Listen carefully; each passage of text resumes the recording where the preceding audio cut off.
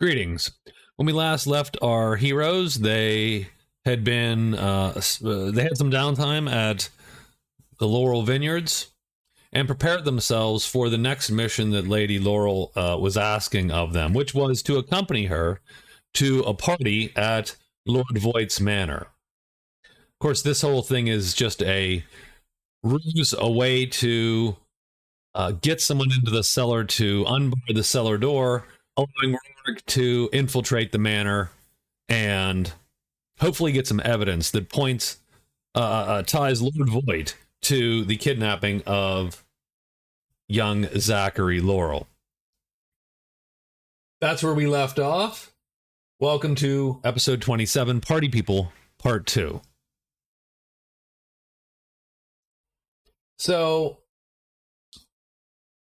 if you recall, Lady Laurel and Martin were together at the party. Wren was acting as Lady Laurel's niece. Martin was acting as her date. Zachary and Tessa were there, of course, as Lady Laurel's son and presumptive daughter-in-law, potentially. And they had just stepped out of the carriage and were announced in the house. And of course, the people that are the other ladies and lords and whomever, the guests that are right there in the front room, do a little golf clap, I think, for the new arrivals as a courtesy. And then, and I actually didn't have my notes up. Maybe I should get my game notes up, although I haven't been keeping good. I didn't keep good notes the past episode or two. There you go. There's my episode 26, and that was just downtime. So we'll put episode 26/27. And just to put notes about, people, places, or whatever that show up during this. And so, let's so,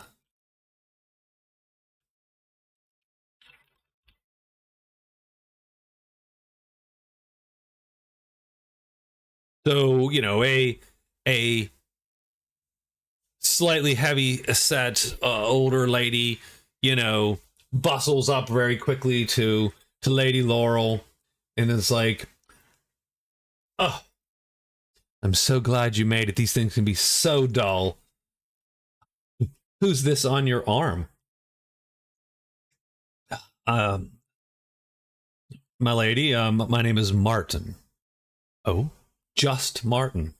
Well, just Martin. And she says that with a, right, she's a little knowing, almost a wink to Lady Laurel, since, if Martin was a noble, theoretically, his last name would be in play. And, if he's not, then there's almost this, I don't know what you want to say, a little bit of nudge, nudge, wink, wink going on, that Martin would be her, her companion. And since Martin's obviously younger, I think that raises a few eyebrows. But again, since Lady Laurel is widowed, I'm not sure. I'll bet you. I don't know how sort of all that works with Bostonian society, but I do imagine that that most of these noble women have a lot more autonomy of action than perhaps they did historically, right? A lot more. There was a lot less expectations put on them in terms of behaving in a specific, proper way, right? Having said that,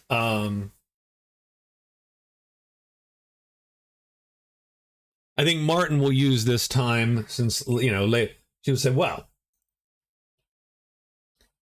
if you will excuse me, ladies, I'm going to go find us some refreshment, and you two can catch up on some gossip, perhaps, right? And so he'll use that time to actually get away, and then he'll move away with probably Wren so that they can start the work here. In the meantime, we're not going to focus on Zachary and Tessa necessarily. Maybe if like a lock needs picked or something, then maybe Tessa can they can find her and get her to do that for them. But otherwise, it's going to be just Martin and Wren. So let's talk about the rules of the minigame here. So this party minigame largely just comes down to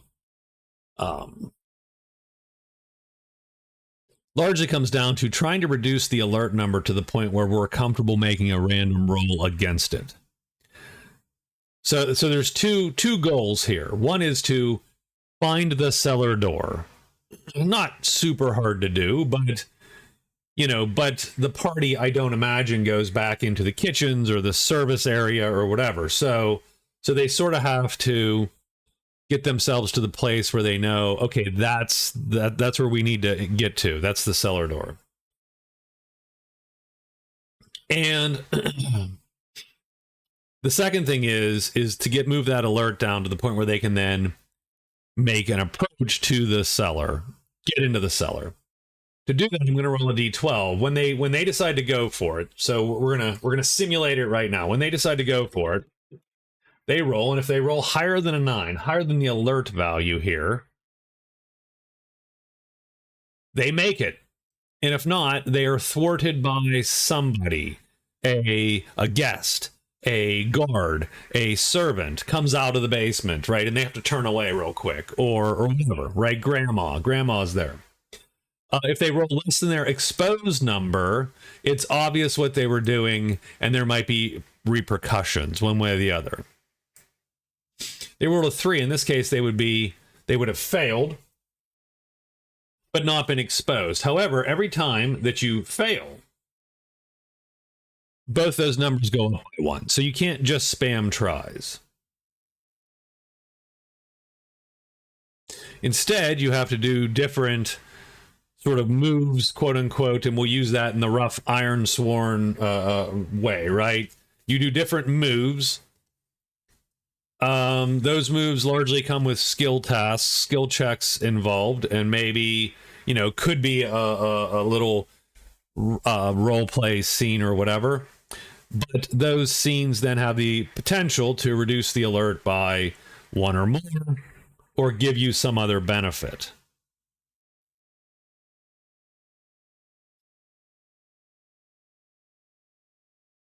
Probably don't have infinite time. Maybe 6 possible moves before we call it quits, which is why we're keeping a turn counter before the party gets to the point where it might start to wind down, and thus either the party has to make a move, or Rorik has to make a move, or whatever. If you recall, he does have a vial of acid, and he will use that vial of acid to get in if need be. But if he does that, I consider it to be at best a partial victory and probably even a partial loss, because Lord Voigt will almost certainly know that he has been broken into. So I think the first thing that Rorik and Wren want to do is, I think they're going to maybe case the joint. And case the joint is going to be investigate or sneak, and they're not great at those. I think Martin Rorik is outside in the cold. And I think Rorik's sitting there looking at the front window, since that's where they agreed to give the signal. He's just sitting there staring at the front window going, yeah, they're in there partying, and I'm sitting out here. Real quick, let's just see what the weather's like. It is pleasant and it's a cool summer night. So that's good. So he's not annoyed that much. But yeah, Martin has an investigate of a 9. Ugh, that's bad. It's not great. That's not great. He has carouse is 8, converse is 10. Man, why is he in here? We should. Ugh.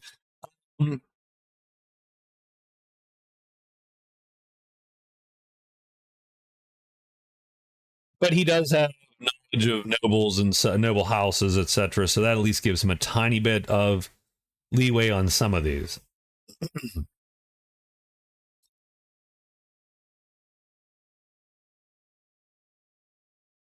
uh, what is her search? 8. Ren's not a good searcher either. So these two are not the greatest. I should have stared at the stats a little better, but I think it just makes sense for Rorik to be on the outside as opposed to. So I think Ren and Martin are going to go in. They will try to case the joint, a first thing. So that is our first roll. Not super difficult. I think their DLs are 10, so we're not. It's not like it's terrible, but there's still the possibility of failure. So we're going to use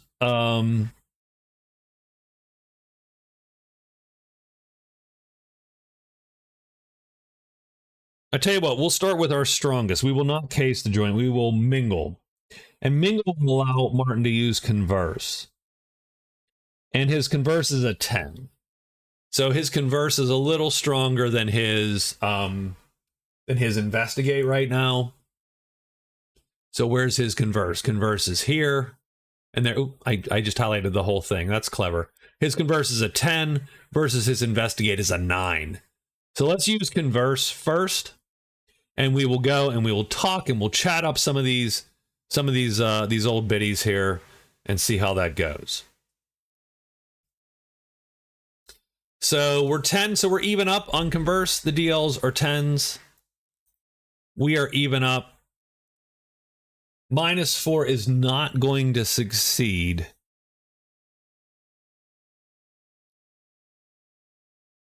And we're going to have to live with that, I think. So we're going to go 1, we're done.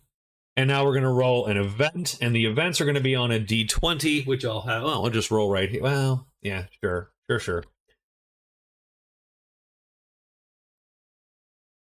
I'll just actually roll a D20.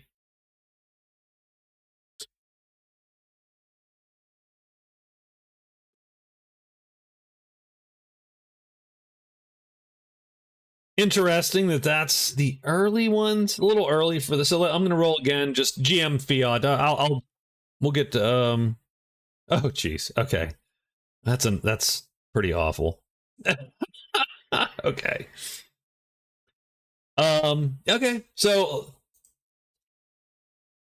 the original one I rolled was you might have had enough, which was it's some of one of the less important guesses getting discreetly asked to leave, right? But I was gonna, I don't know, maybe we save that to later.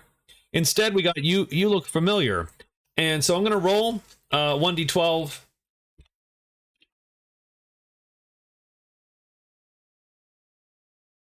Nine. So yeah. So someone thinks they recognize Martin. So I'm gonna roll one more die here. Oh, 1. God dang. Okay. This might be a friend of the family or an old school chum. So that looked like a friend of the family then. One to the line was family. And then, do they know of Martin's disgrace? No, they do not know. So an old friend of the family. Oh goodness. Okay.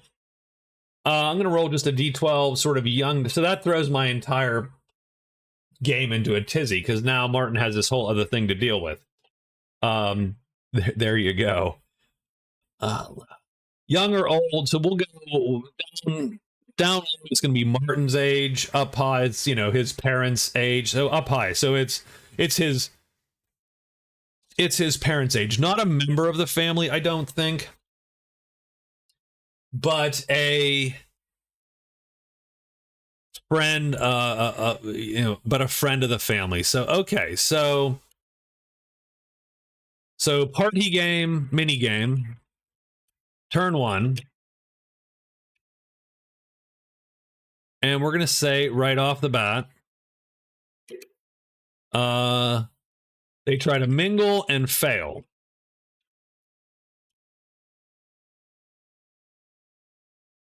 Martin runs into, let's see, so who's it going to be? Male or female? So we're going to go Low as a guy, high as a woman. So it is a, you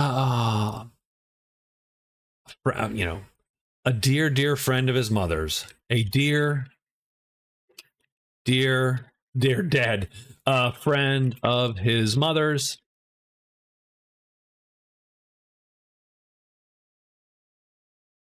Noble or not noble? 1 to 6 noble. Yep. So she's nobility. Minor nobility, right?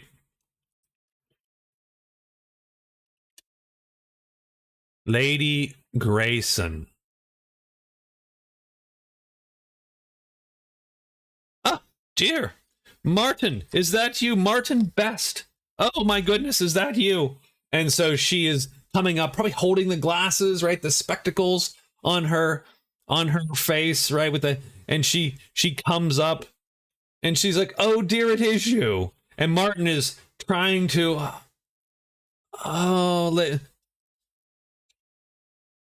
Auntie Grayson, right? Because that's probably, he was, you know, forced to call her that when he was younger. Oh my goodness, I can't. What are you doing here? Oh, what are you doing here, dearest? You know, right? So they go back and forth. And he's trapped. She's got him, right? And does anybody notice that? Does anyone notice that? So low roll. We'll say. I mean, there's a lot going on. 4, 3, 2, 1. Someone that might matter notices. No one notices really. He's just lost in the crowd, and he's talking to, you know, oh, I heard you were at school. Are you still at school? And he's like, well, no, I got tired of all the all those professors and such bossing me about. I decided to take a break and travel a bit, right? He actually sort of probably plays the little bit of the noble playboy with Lady Grace, and not playboy person, but you know, just the wayward lad kind of thing. That, yes, I decided to take a moment and find myself, and well, you know, live while you're young, dear, right? That kind of thing. And Martin, you know, Wren is sort of giving him the stink eye a little bit. And I think Martin shrugs, and he is sort of out of commission for a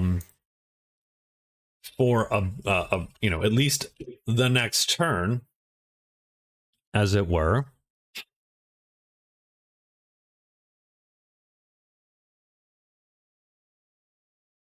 That's going to leave Wren very awkwardly on her own, because she is indeed quite the awkward character with her cold-hearted,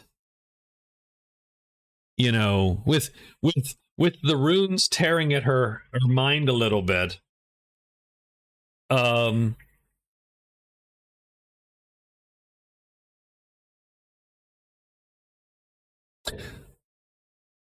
So yeah, I'm gonna take Martin out of play for a moment, and we'll just leave Wren sort of alone on her own for a small bit. And she does not really have any of the skills that you might need to do some of this. So I think what she's going, so I'm going to stare at this for a tiny bit. Stare at my sheet, and I'm going to pause, and I'll be back in one moment. Okay, so I think what Wren is going to do, after thinking about it, I actually even looked at her spell list for a bit, but I don't know that casting a spell is a good way to go, because, again, some of those spells are short. Those theoretically take many seconds of potential gestures and speaking. None of that's going to go over super well. What she's going to do is mingle, and she'll use her history, and just try to find a couple of, you know, a couple people that look what do you want to say? Find a few older folk, maybe. Try to start up some small talk with maybe a history of the area. You know, right? Something like that, right? Just make She's not good at small talk, by the way. That's part of the problem. Start going. Oh, did you know that 50 years ago this whole site was, and so on, right? So she's going to go and try to mingle, but she's going to use history to mingle instead. And I'll make a skill roll at 4. So her history's a 9. So she actually is going to. So she does engage. Let's see. Who does she engage? Oh my gosh! I literally have an entire table to roll on, and I missed it. I'm never going to make fun of people that miss the tables again. All right.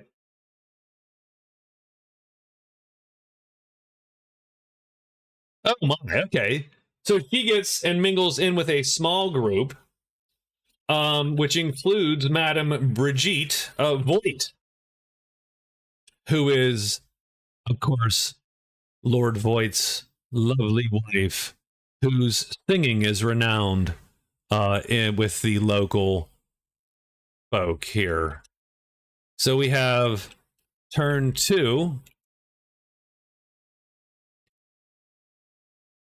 He is trapped into, conversation with Lady Grayson.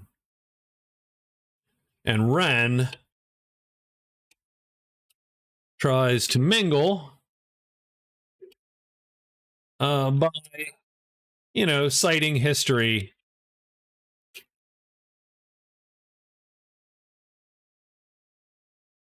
And she can recall some facts of the region. Oh, yes. Do you know that this originally was entirely overrun by blah, blah, blah, ratlings and goblin area? And it was only, the Falorans in year, blah, blah, right as they... And she starts talking about the history of the land. Lady Voigt is very intrigued. Oh, my goodness, dear. Yes, I did. Well, do you know that? And so she gets into this very deep conversation with Lady Voigt and a couple of the folks around. But I think, let's see how.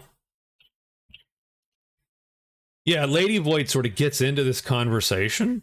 So Madame Brigitte Voigt. Let's pull the notes up. Engages. Oops. I don't know how I got above there. There we go. Engages in conversation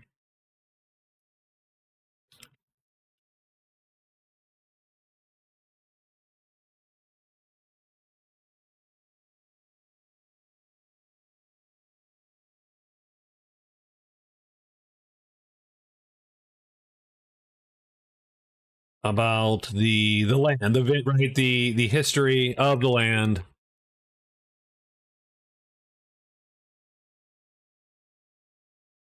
Well, some say that there's, there's goblin burial grounds right underneath us, and that kind of thing. So we're just chatting back and forth. That one they rolled means that they bore the crap out of everybody else.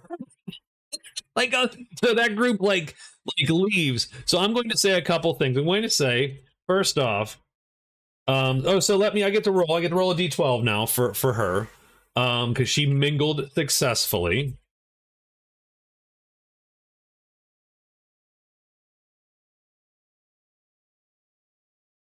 Okay, so she does make a clever observation. I'm also going to give her a friend. I'm going to say that she made a friend. So they talk for actually quite a while. They talk for a while. Wren makes a friend.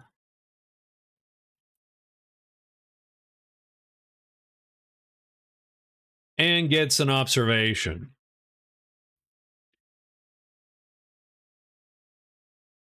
Now, an observation is a reroll, effectively. So we're going to give her a reroll and a friend.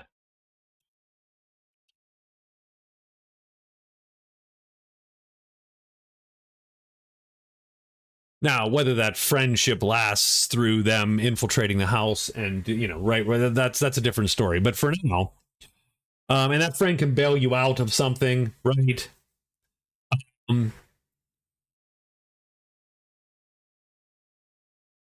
If you're trapped in conversation, say with, you know, or whatever. And so I'm going to say that how Wren uses a friend is,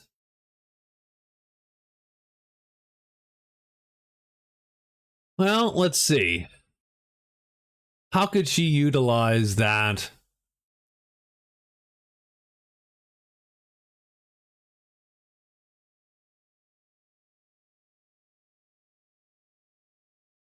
I'll give her one more history roll. And so I'm going to say that Wren suggests, as they discuss for the better part of like a half an hour, it turns out that Lady Voigt mentions, oh my goodness, yes, we actually have the entire written history by, I don't know, by Araxis Drake, of this, the vineyards here. There's actually an entire written history. It's a 10-volume set. We have it here in the study.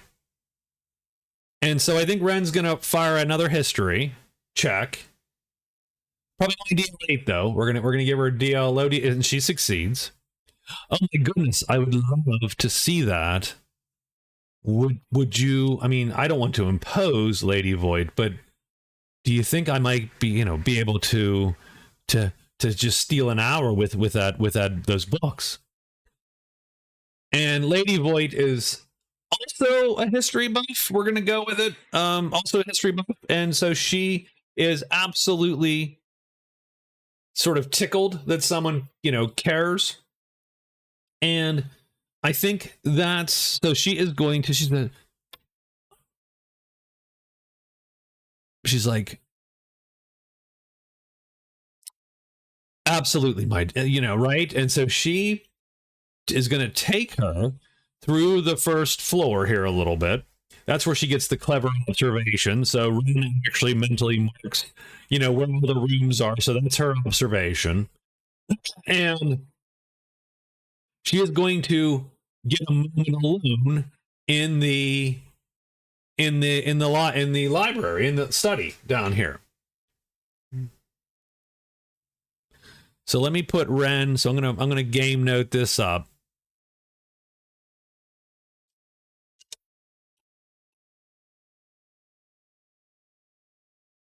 First floor study.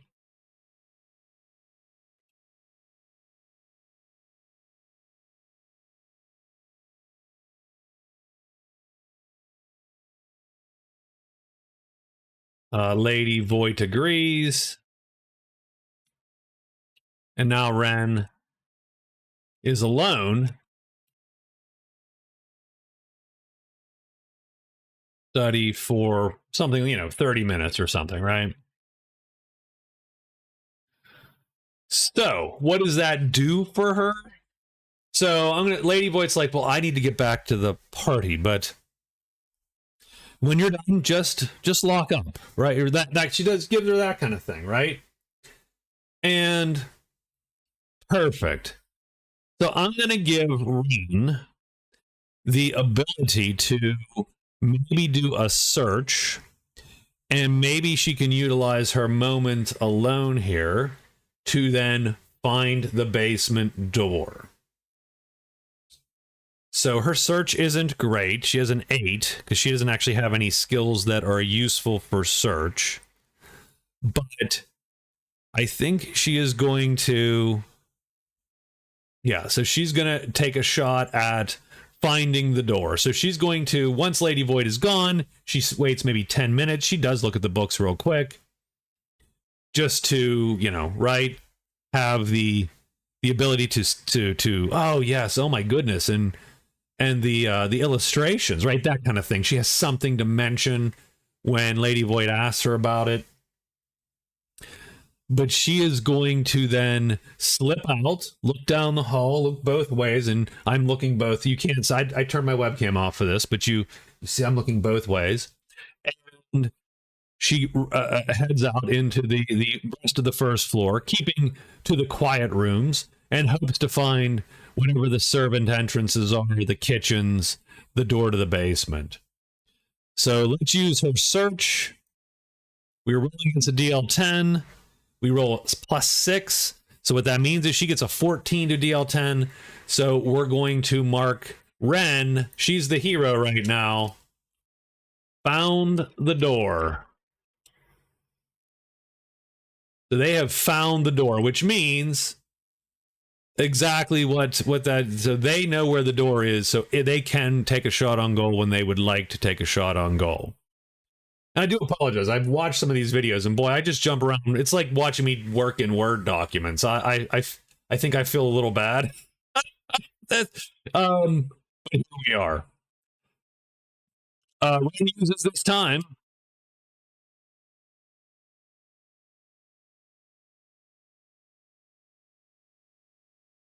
to find the door to the basement. Done. So we have completed at least one half of our task here on turn 2. Pretty good for Wren doing that when Martin, is indisposed. We do get another event. I rolled an 11 taste. Oh, okay. So little ding, ding, ding, ding, ding, ding, ding. Okay. There you go.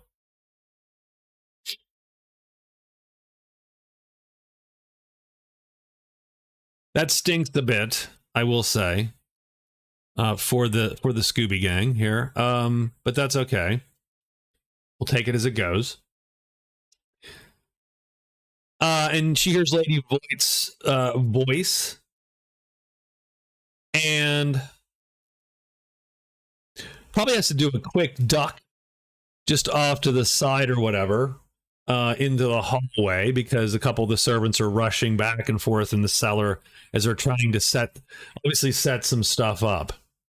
And you get Lady Voight, her voice is sort of muffled because she's, not in that same room. And, Wren will start to try to head back to the rest of the party. And here's that Lady Voight talking about that they're setting up tasting rooms. So the 6 or 7 main rooms that the party is sort of in, the servants are getting ready wildly to, not wildly, but very busily, to set up little tasting sections for each of the different types of wine that the vineyard offers, and that guests will be encouraged to go room to room to taste each of the wines, right? And then maybe there's even a little, like almost a guest book in each, and they can leave their little comments. So we can poison the Voight's vineyards with YouTube comments. But it does push alert up by 1 because everyone is so moving around and busy, right? And the servants are continuously getting wines now, and so on. So we're going to have to bring that back down at some point.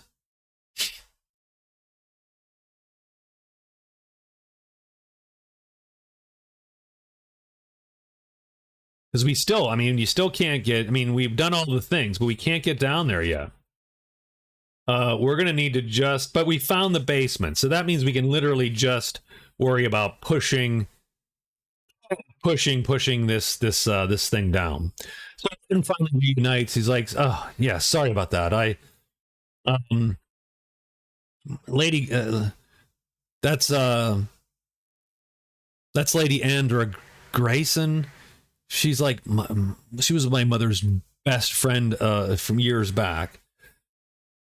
Always around the house. She's known me since I was 8, and the whole thing, right? He gives her the whole story. She's like, yes, and never mind with that. I managed to find. She tells Martin, I managed to find the basement door. It's through that hallway and to the right.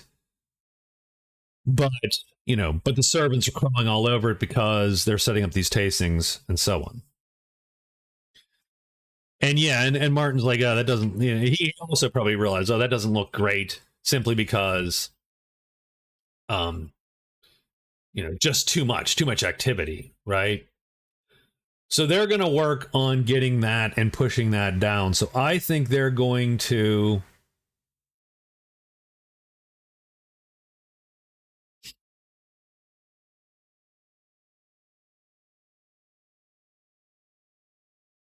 I think they're going to try to case the joint. So, and largely what that means in this case, even though that's it can reduce alert and expose. It's one of its main purposes is to find the door, but they're not going to worry about that. They're going to just try to push the alert down, and the idea would be simply that they are trying to sort of time the servants and figure out, you know, what the easiest way to slip away from one of these tastings would be and get to the kitchens. Like, which room is the tasting closest to the kitchens? How could they slip out? Are there going to be servants there, right, minding the different glasses, pouring bottles and glasses of wine? So they're going to case the joint using their investigate or their search or whatever, and let's do that. So this is really the third move that they have. Alert is up. It's a 10. They're going to succeed at the investigate, so that's sort of cool. Let me just make sure that people have gotten.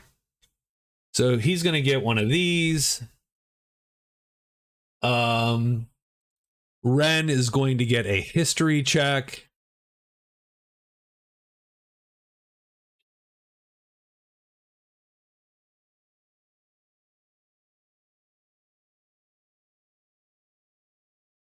And so they do, and they can reduce alert or expose by 1. So they will certainly reduce alert back down to 9 because they sort of realize, oh, you know what we need to do? We just need to make sure that this. So they probably want to be in the. They probably want to monitor, strangely enough, they probably want to monitor how much wine is available in each room. Kind of. They don't want it to be so low that the servants are swapping out bottles or whatever. And they don't want it to be near the end of the tasting because that would be a cleanup.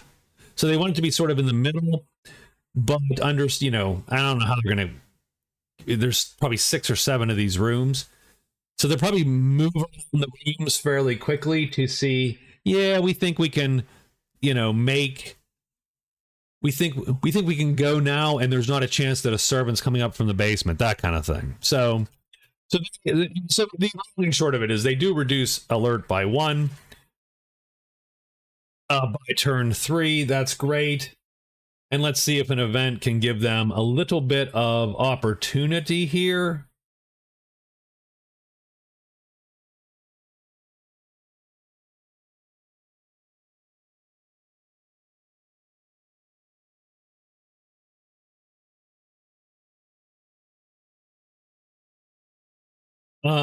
So yeah, let me roll an event, and like I said, we'll see.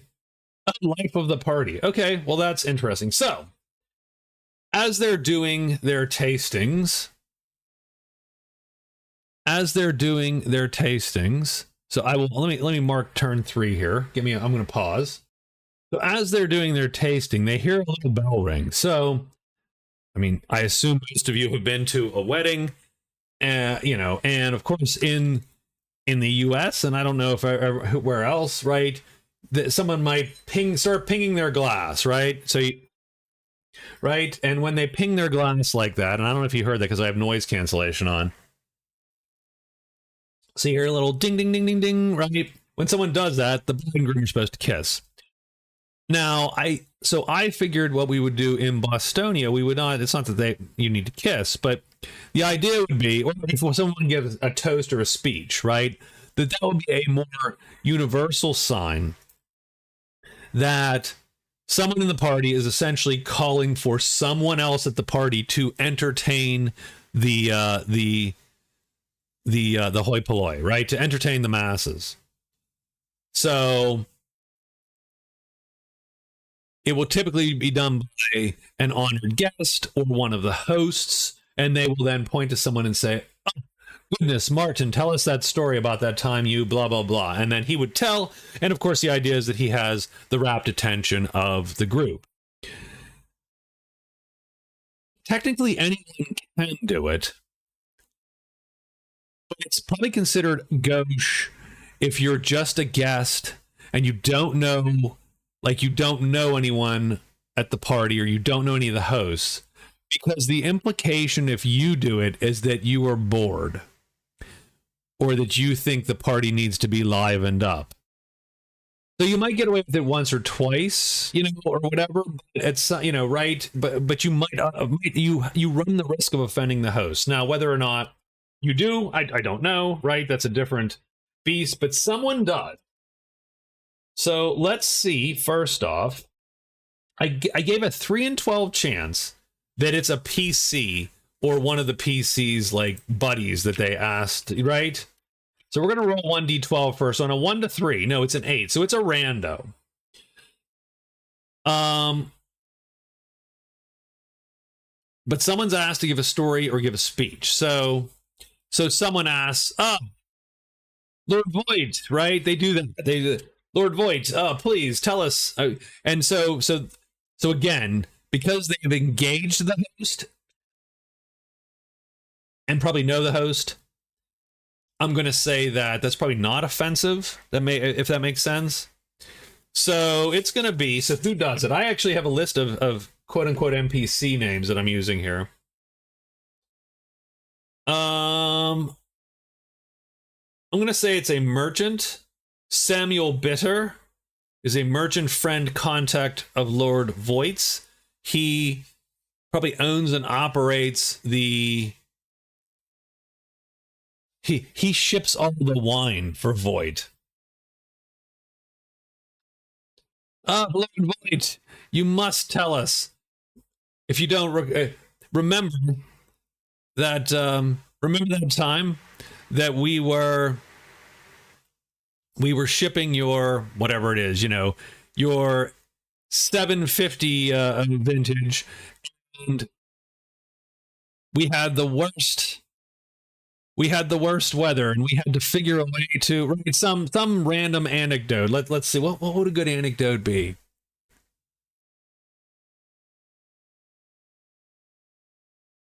I don't know. I don't have a good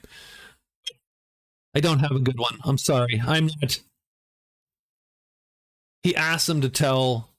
Again, he ships the wine, so I'm not sure if they have any good war stories necessarily together. But let's get the game notes up real quick, and maybe I'll think of something momentarily. Samuel Bitter. Oops.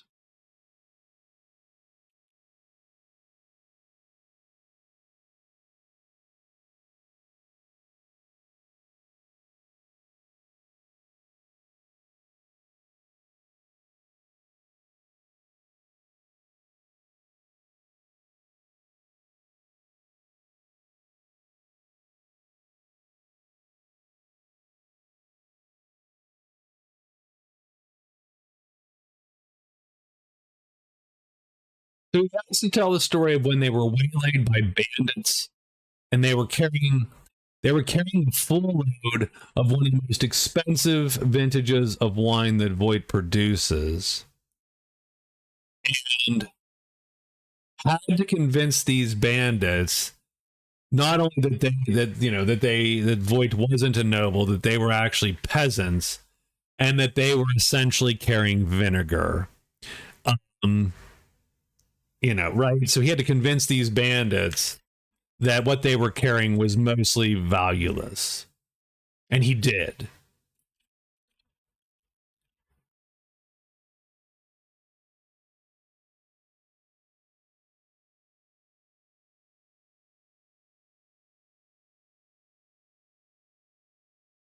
So Voight starts to tell the tale. And what that's going to mean is that's going to drive alert down, because everybody's paying attention to Voight momentarily. So that drives alert down a tiny bit. And the PCs could, if they wanted to,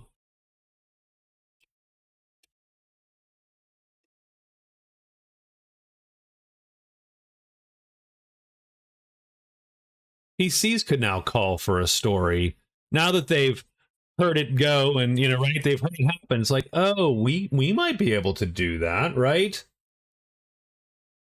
So that is the third party turn.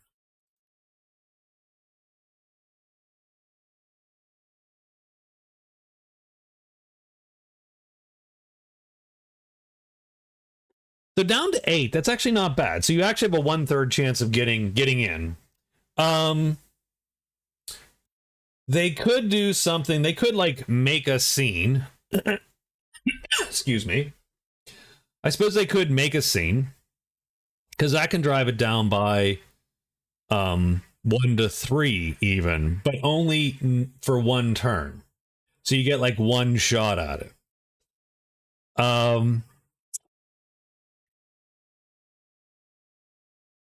You might be able to make a scene, or get someone to make a scene. You could also, I mean, now that the ringing the glass is on the table, I think they might ring the glass and maybe have Wren. Maybe Wren can have Lady Void tell some of the historical stories that they shared in their time, and that would push alert down to 7, probably without even a roll. Probably without a roll.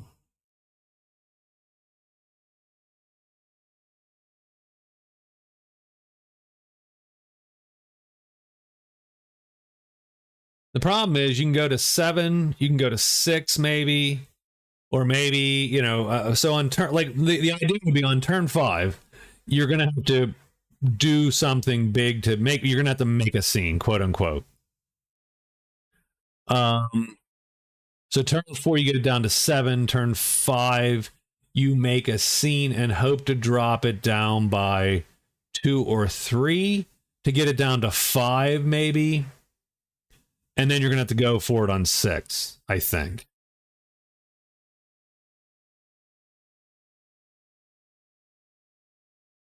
So they will, I think they'll do that. They will ring the glass.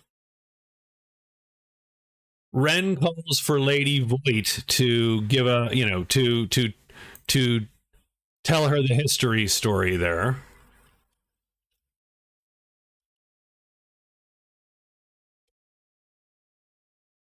Alert down to 8. So alert was down to 8 at the end of the turn.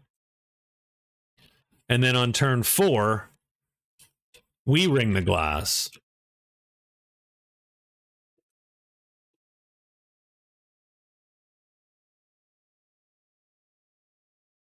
And ask Lady Voight to speak.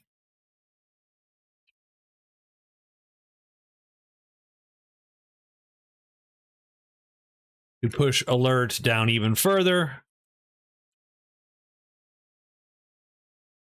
There you go. So alert goes down to 7. Oh dear. I could, right? And, she's all too happy to talk, but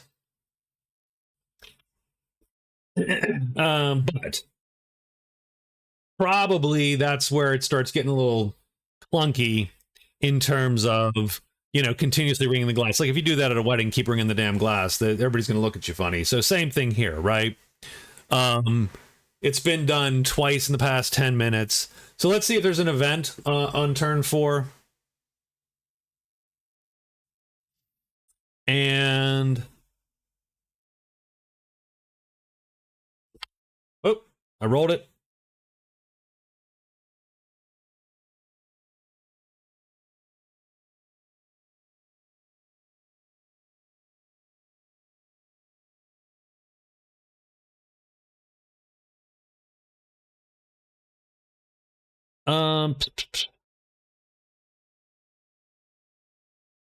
Yeah, I'm going to, okay.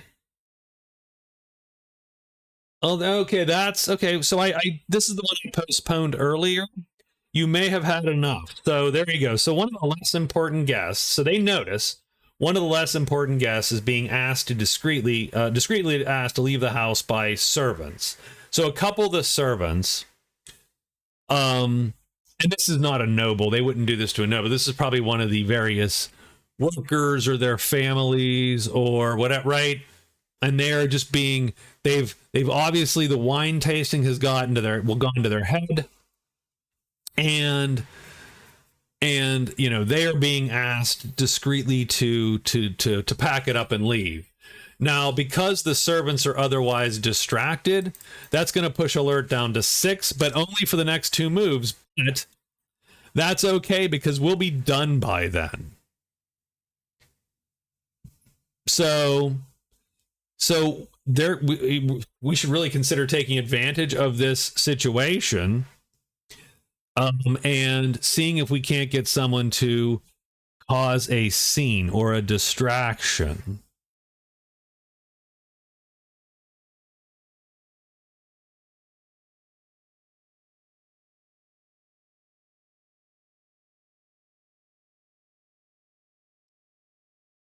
So, okay.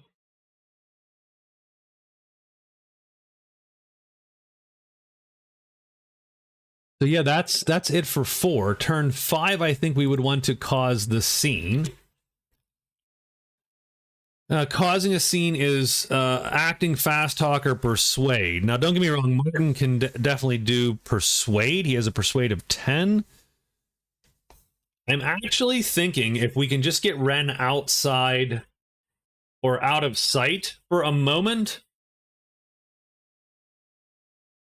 she could easily do, like, you know, now,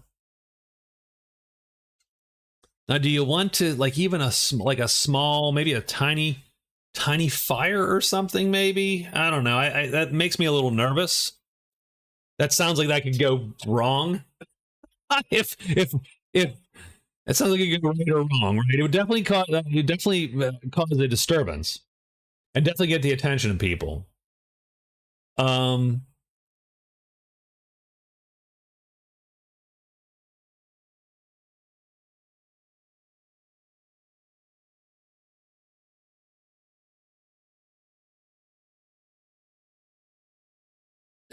You know, or Martin takes a shot and just does maybe a persuade check. And what would he do? I don't know what he would do. He would probably make a bit of a scene. Maybe get into a bit of a almost an argument with someone for monopolizing Lady Laurel's time, right? Or something of that nature. He would make a fake you know, a fake fight over the lady. Or again, we could just make it look like someone has knocked a candle over, or some, you know, right, or whatever.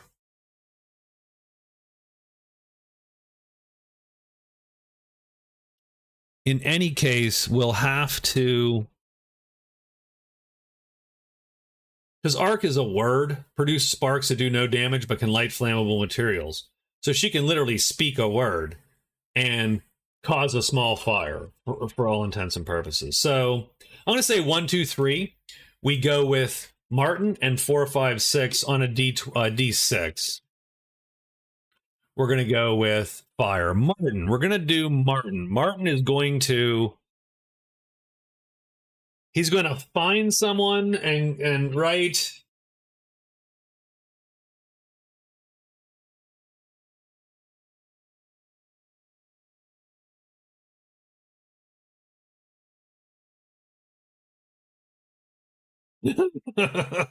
Okay, that's ridiculous. Okay, sure, done. So, indeed, Martin finds Lady Laurel, who is mostly just talking to her friend still, probably, and he literally gets he finds the nearest the nearest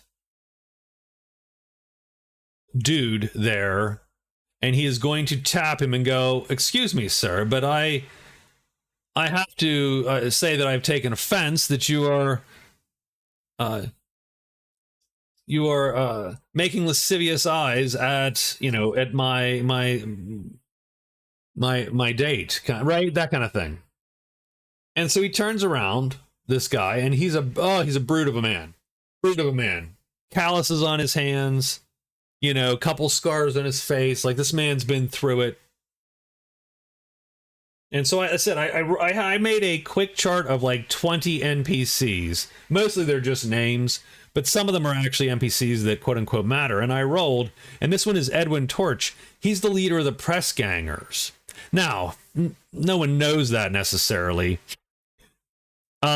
He's dressed up in fineries and he looks very uncomfortable. And Martin, he turns around, and I think Martin immediately regrets his life choices. And it's like, "What did you say?"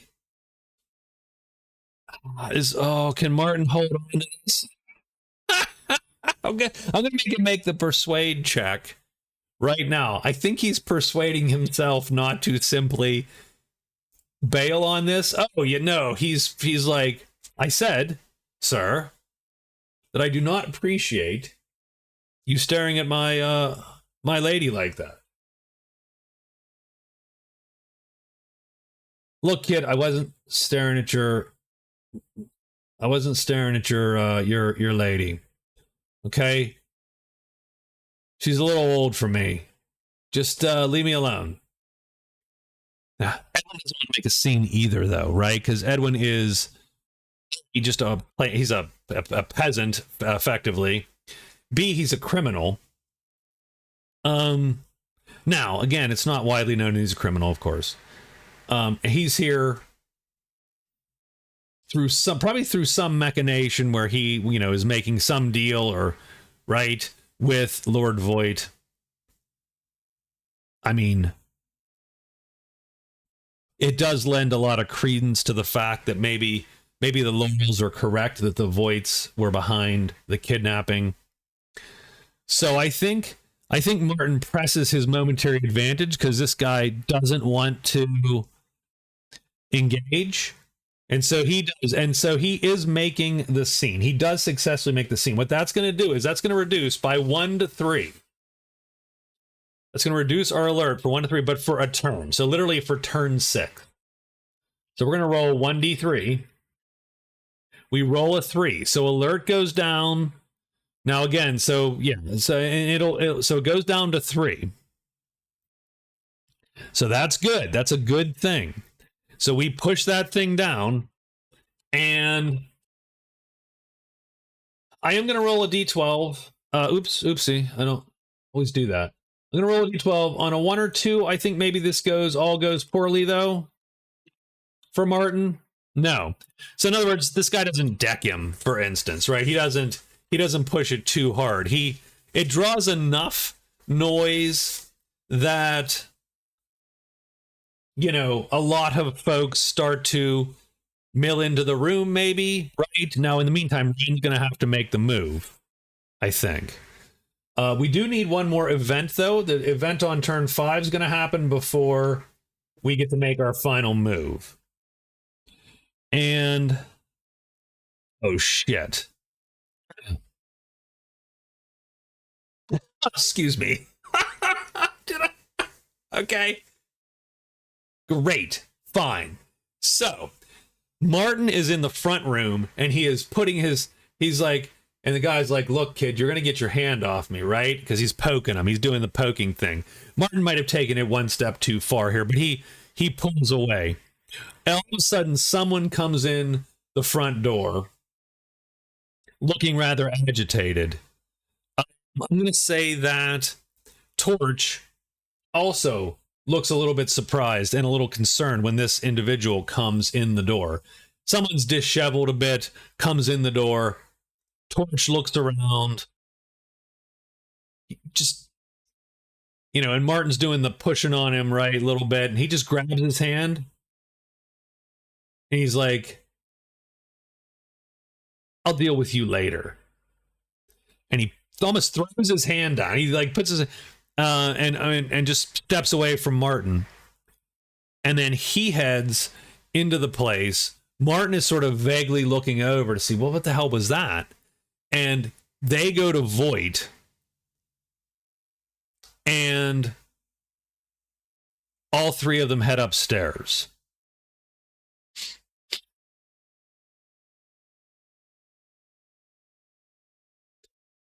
So that makes a little bit of a mess because our alert is now 2, because the alert goes down if Voight leaves.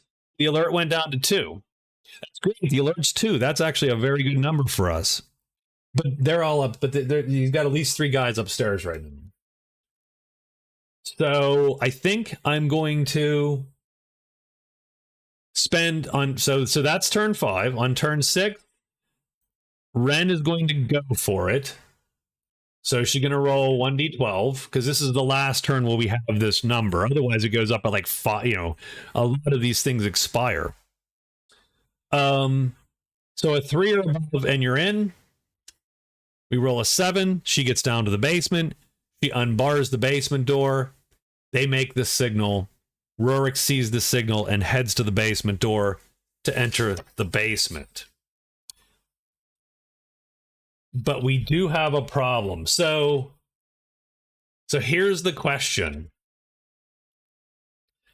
Do we do that, or do we wave it off? Because,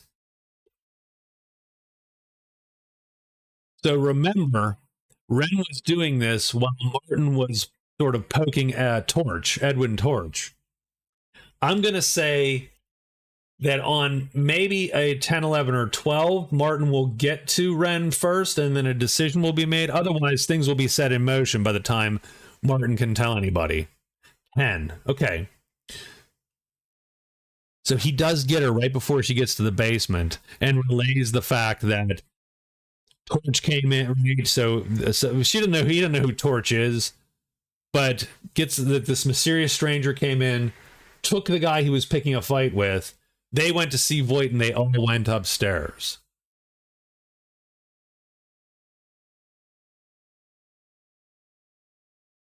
What do we do? She has her shot on goal. She's going to get to the door if she wants to and unbar it. And then Rorik will go upstairs. But he might run into trouble. And it is very possible that he won't know that he's going to run into trouble. But we're going to leave that for next episode. So, tell me what you thought of the party minigame. I thought it was okay.